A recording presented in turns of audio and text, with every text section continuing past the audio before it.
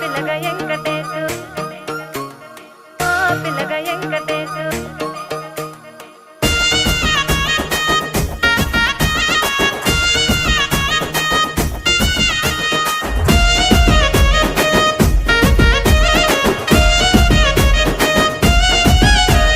సిద్ధిరాల మనసు నాది చిన్నగా పోతుంటావో చూడక పోతుంటావో ఇంట్లో చిన్నదాన్ని నేను సిద్ధిరాల